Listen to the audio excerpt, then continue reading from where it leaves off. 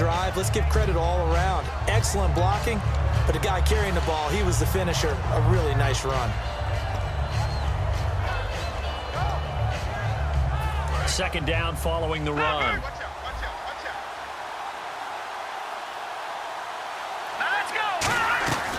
Again, Anderson.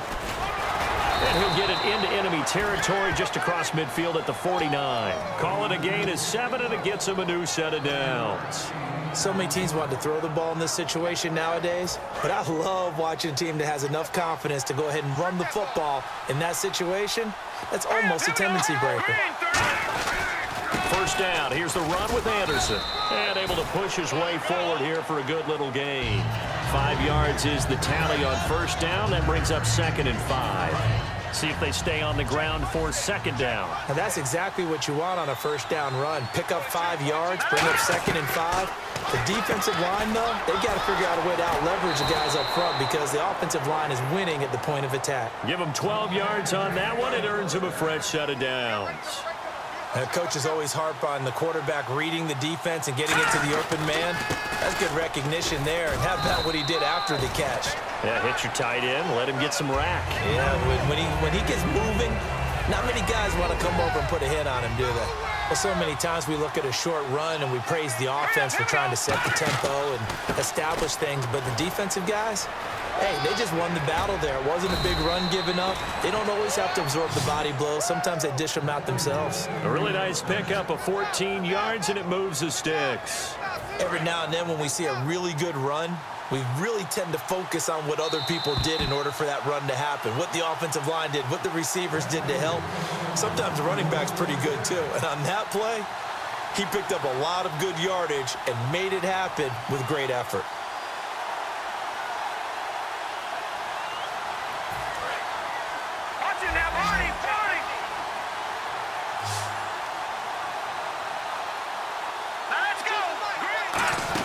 They run again on first down. Anderson, 2 yards on the pickup there. It'll be 2nd and 8.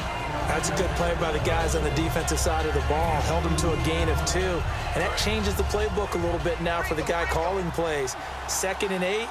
Now he's got to probably think about going to the air instead of maybe staying with the ground game.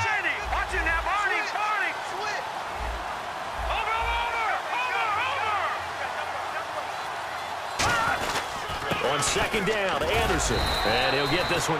Now we're going to get a timeout here called by the Patriots. It's just their first, so they'll have 2 remaining here before we get to halftime.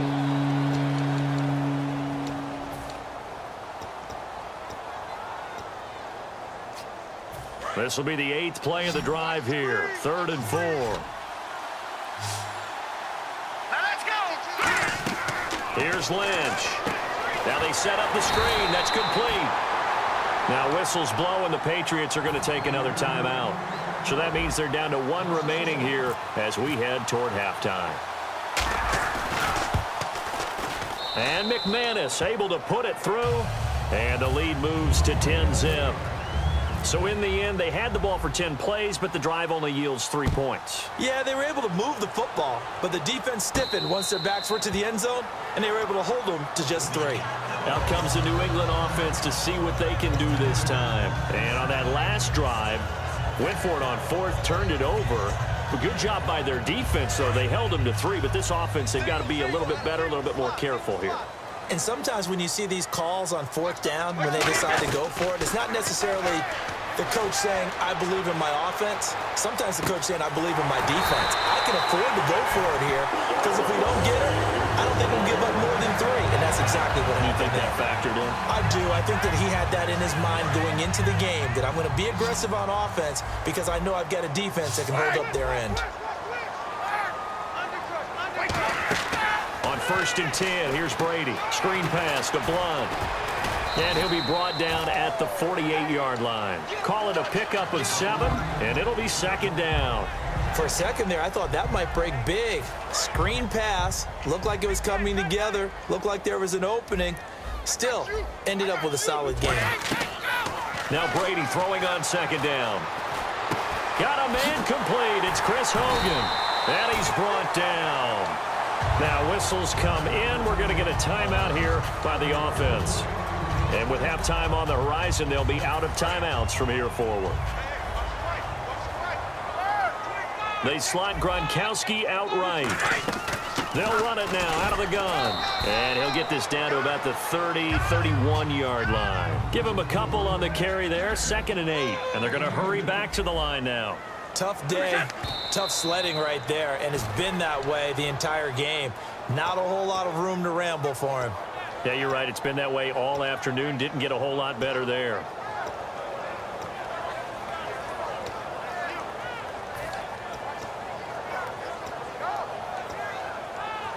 They got to get to the 23 here on 3rd.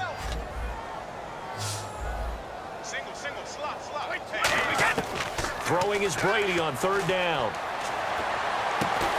And that will be incomplete with the clock showing 18 seconds now to go. Gostkowski now for the Pats field goal try. Now the Broncos are going to take a timeout. It's just their first, so they'll have 2 remaining here before we get to halftime. So now on 4th down, on comes Stephen Gostkowski to try and get the Pats 3. On the left hash, this from 48 yards. And the 10-year vet knocks it through the goalpost, and they get themselves on the board here. It's 10-3. So a field goal here, they're still down, but they put a dent into that lead before the break. And that's got to feel good because now they've seen that they can put some more points on the board, and that gives them a whole second half to get back to where they want to be, and that's in the lead. This is fielded a couple yards deep. And a good effort on the return there. Gets them across the 30 to the 33-yard line. And Denver getting set to take the field. And from this spot in the field with the clock where it's at, you think we're just going to see a knee and that's it? And I think in this situation, that's the proper play. But we do know there's some risk takers out there that may want to take one more shot before the clock runs out. Throwing, Lynch, screen play, Anderson. And they'll get it up just short of the 45 at the 44. So 2 quarters down, 2 remain. Charles and I return after the break.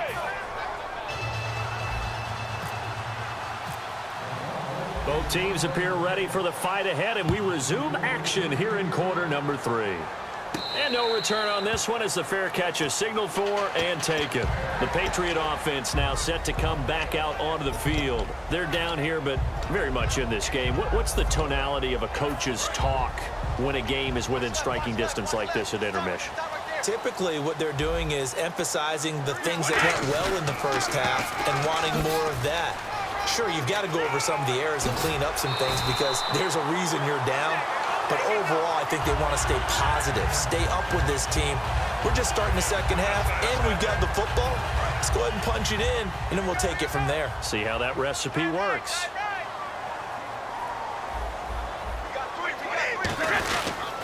Again, here's Blunt. And he'll be brought down, losing yardage back at the 40. It's a loss of 4 there, bringing up 2nd down. Partner, I think the easy thing now would be to just abandon the run and start throwing the football at all costs. But I've been in so many games where it doesn't work running the ball, and then something pops, and now you get something going. I'm not so sure to just abandon your game plan this early in the second half. Gronkowski, slot left. They'll run it now out of the gun. And taking it across midfield and inside the 45. That one good for 16, and the drive will continue. The more football I watch, the more I want to check and see if teams are going to panic when they're down on the scoreboard. And this team has shown no signs of doing that. A lot of the time, they come out after the half. Things haven't worked so well in the first go-around. They want to throw the football like crazy. But the way to open up throwing the ball is to run it. And they've run it well here to start the second half. And he's going to get this inside the 30. And a nice carry there of 15 yards. And the tackle's made there by one of the secondary members. And I can guarantee you, having played that spot in the huddle right now or on the field, they're urging for a little bit more support from the guys up front. I actually remember one game where I hopped over a defensive lineman to make a tackle downfield and realized he was 10 yards downfield. That's not good. That's being driven off the line of scrimmage, and you can't have that if you're going to win a game on defense. Throwing now is Brady. And this is going to be incomplete. The former Bill, Chris Hogan, the intended receiver.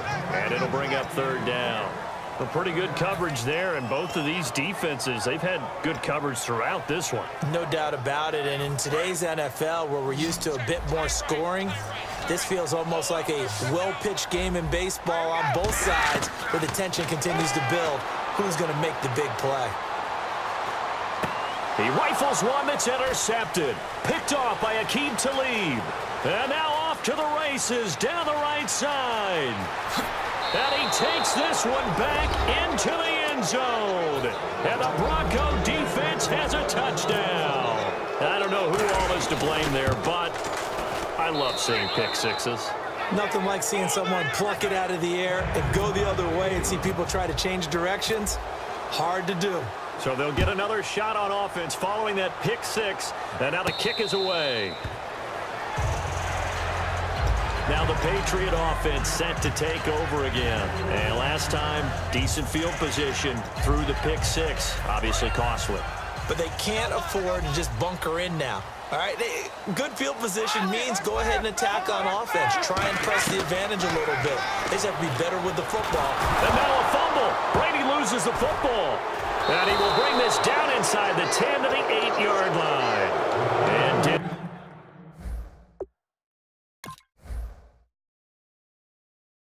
Denver getting set to take the field. As the referee is under the hood, and we're seeing this as well, he's watching the knee, isn't he? Similar to a bang-bang play in baseball where you're listening to the sound of the ball hitting the glove at first base while watching the runner's foot hit the base. Which one came first? Did the knee hit the ground, or did the ball come loose? They come out 5 wide, 3 of them to the right side. On second down, here's Brady. It's caught outright, Amendola. Give him 16 yards on the play. And just like that, it's third down.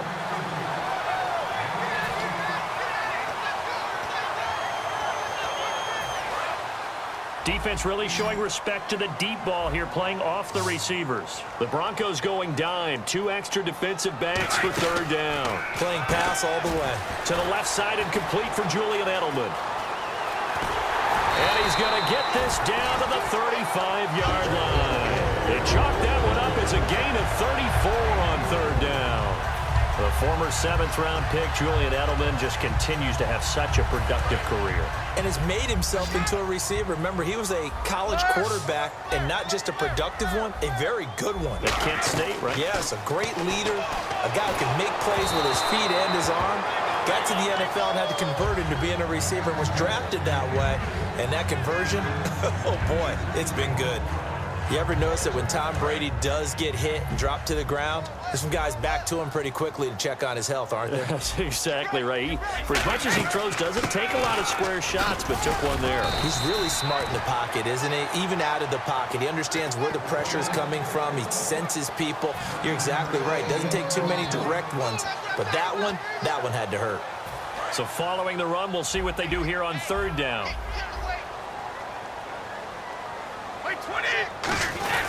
They'll run again with Blunt. And he gets the first down here as he's taken down at the 24.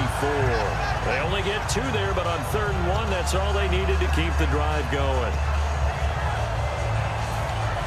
And a new set of downs here after picking up the first on the ground.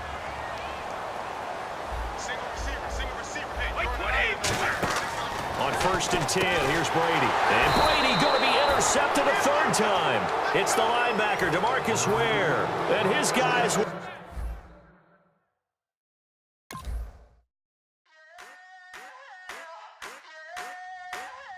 I wanna sit on private planes. I wanna scream my name on top of the Eiffel Tower. On the Eiffel Tower. I wanna hit that blackjack. I wanna take that money and run right here, right now. Right here, right now. But I won't.